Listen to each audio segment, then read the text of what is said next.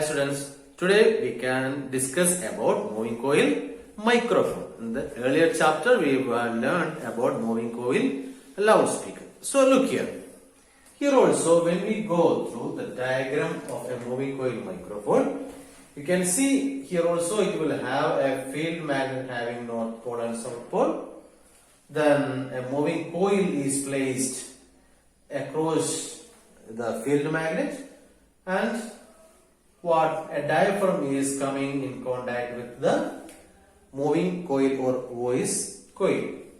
Okay, this diagram board explain now when we discuss about any device, first of all we have to learn what is the purpose of this device. Moving coil microphone help us to convert sound into audio signal. What is the purpose or what is the use of moving coil microphone? To convert sound to audio signal. Okay, then what is the working principle of moving coil loudspeaker? This moving coil microphone. Moving coil microphone is also working on the basis of the principle of generator. Do you know what is the principle of generator? Yes, electromagnetic induction. Same is the principle behind moving coil microphone also. So electromagnetic induction. Then what energy change takes place in moving coil microphone? When we provide sound, moving coil convert into electric symbols, isn't it? We call that electric symbols as audio signal. So sound energy is converted into electrical energy. So what is the purpose of moving coil microphone? To convert sound into audio signal. And what is the principle behind moving coil microphone? Electromagnetic induction. And what energy change takes place in moving coil microphone? Sound energy is converted into electrical energy. Then when we go through the different parts of a moving coil microphone, as earlier I told you, you have mainly three parts. A field magnet which provide large number of magnetic flux. Then a moving coil or voice coil is kept across it. Then a diaphragm is in contact with the moving coil. Then why it got a name as moving coil? This voice coil is free to move to and fro. So when sound falls, this coil move to and fro. Because of that reason, we call this type of a microphone as moving coil microphone. Okay, then now we have to discuss about the working of moving coil microphone. When sound falls on the diaphragm, so when we produce sound, the sound will be produced here. When we produce sound, the sound will fall on the diaphragm. The thin diaphragm will be placed in front of it. So when sound falls on the diaphragm start to vibrate, and this diaphragm is in contact with the voice coil, which also vibrate. When this voice coil vibrates, there will be large number of magnetic flux lines between north pole to south pole. These magnetic lines will be changed or broken because of the movement of the moving coil or voice coil, and that induces an EMF. And this induced EMF will be in proportion with the sound. So we call this induced EMF as audio signal. Okay, I tell you once again, when sound falls on the diaphragm start to vibrate. Along with the diaphragm, voice coil also vibrate. When voice coil vibrate, it can break the flux linked with it, and the EMF will be induced inside the voice coil.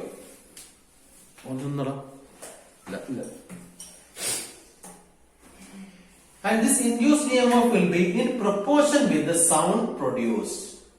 So we call that EMF as audio signal. One more time. When sound falls on the diaphragm start to vibrate. Along with the diaphragm, voice coil also vibrate. When voice coil vibrate, it can break the flux linked with it, and an EMF will be induced inside the voice coil. This induced EMF will be in proportion with the sound falls on the diaphragm. So we call that EMF as audio signal. Okay, clear?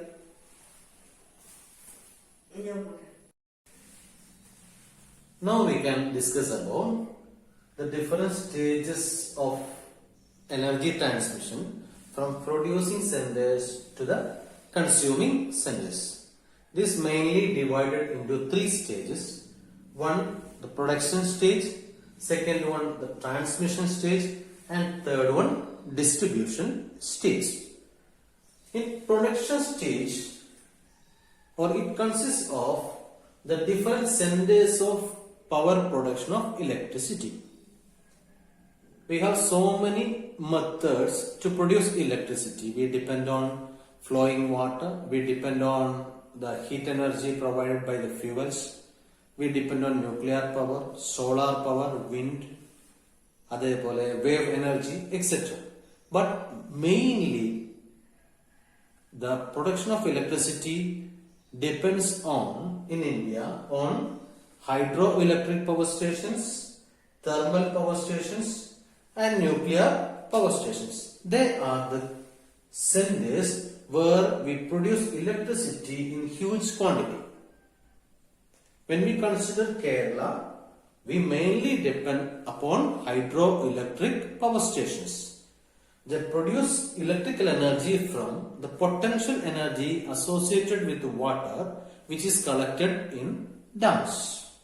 And you know the different names of hydroelectric power stations in Kerala. Then second one is thermal power station, where we use different types of fuels. For example, coal, diesel, naphtha, etc. are the fuels commonly used in thermal power stations. On burning, these produce heat energy. With the help of that heat energy, we convert water into high pressured steam. And with the help of that high pressured steam, we will rotate the turbine and generator will produce electrical energy. And in Kerala, we have two thermal power stations. One is situated at Calicut, where we use diesel as the fuel, and another one is at Kayangulam, where we use naphtha as fuel. But they are expensive, so we do not depend on those power stations. Then third one is nuclear power plants. They also help us to produce electrical energy.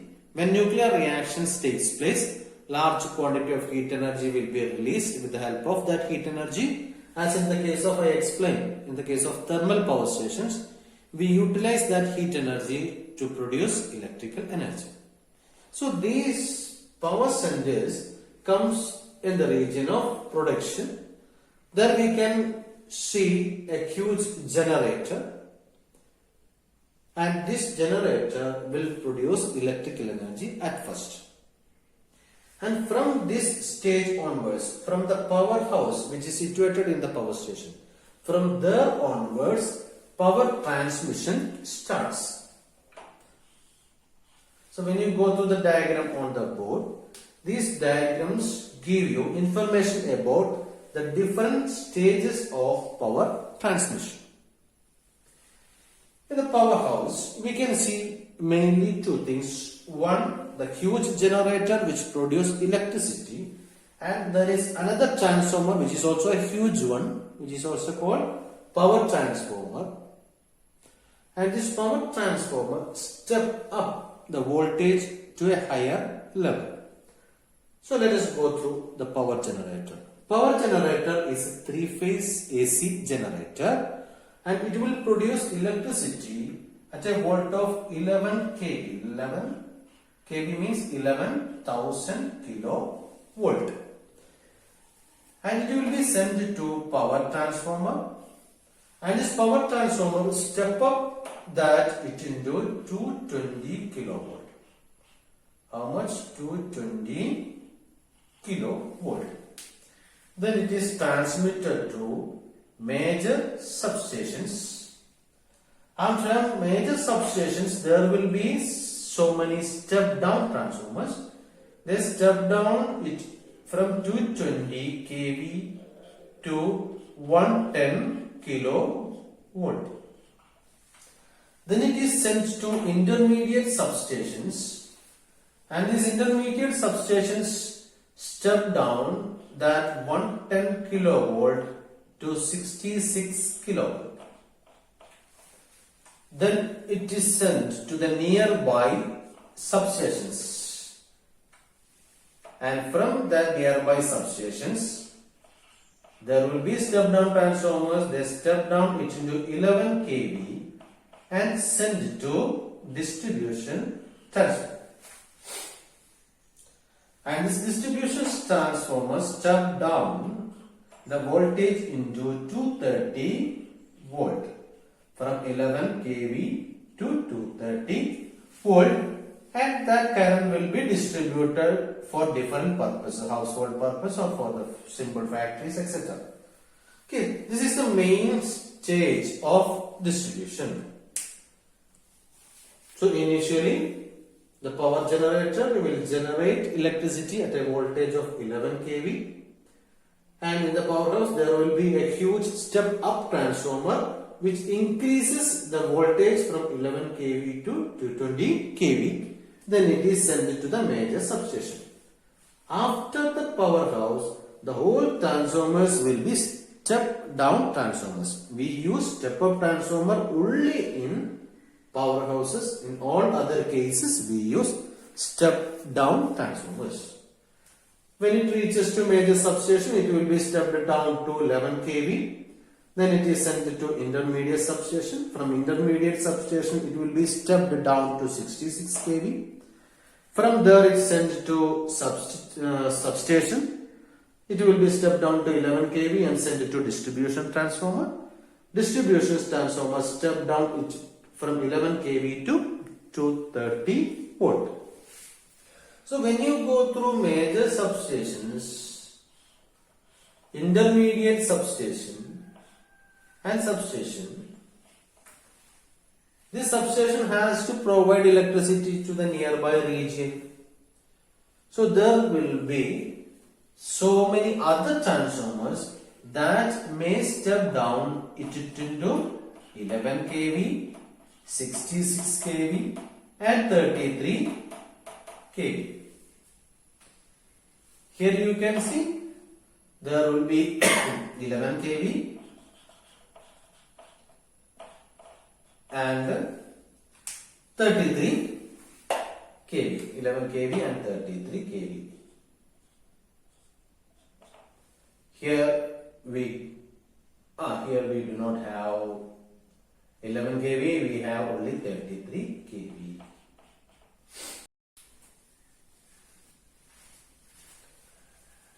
So what will be the purpose of 11 kV? This 11 kV will be sent to distribution transformer that step down the voltage and distribute to the nearby region. 66 kV is required by large scale industries, and that will be sent to such type of factories or industries. The 33 kV is required by small scale industries. They require, so 33 kV will be sent to such type of companies or factories.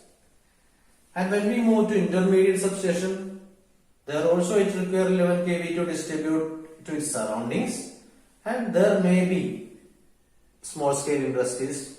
So for that purpose, there will be 33 kV to distribute.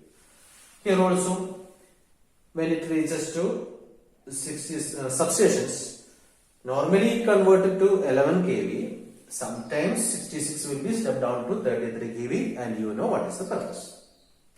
So these are the different stages of transmission. And now we have to discuss about the distribution. Distribution starts from distribution transformer. When you go through the diagram, you can see only 3 lines are coming from powerhouse and reaches to distribution transformer, and after distribution transformer you can see 4 lines. Which are the 4 lines? The first 3 represents 3 phase lines, and the lower one is the neutral line. So after distribution transformer, we can see 3 phase lines and a neutral. Up to distribution transformer, only phase lines are coming.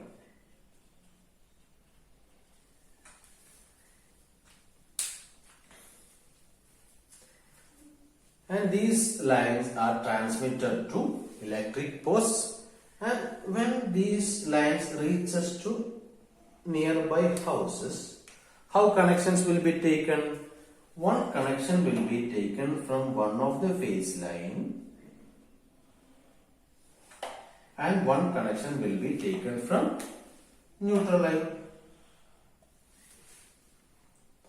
Then the next house, the connection will be taken from another phase line,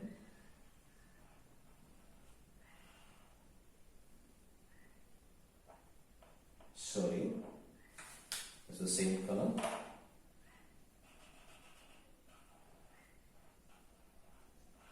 One connection from one phase line and connection from neutral line. So if there is a third house, what will happen? The connection will be taken from the third line.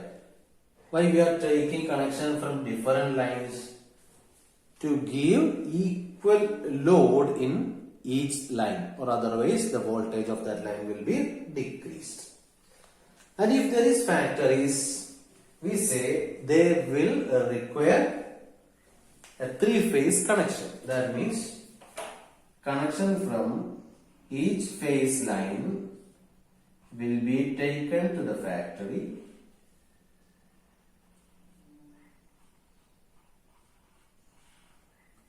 and one connection from one of the neutral line.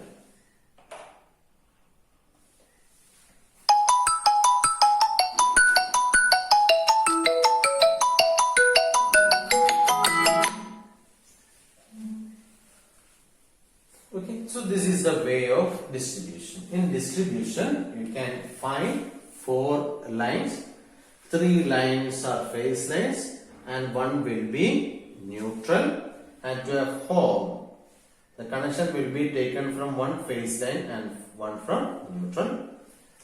If there is small scale industries or mills or small factories there, they require 3-phase connection. But that means connection from 3 phase lines will be taken and one from the neutral will be taken. Okay. Then one more thing you have to remember is the potential difference between 2 phase lines and between one phase line and neutral. What is the voltage reached to our house? It is 230. So that means the potential difference between one phase line and neutral line is 230. So we get a 230 volt supply to our home. But if you connect 2 phase lines, the potential difference will be 400 volt. Okay, so this much of things we have to remember about production, power transmission and distribution. Thank you.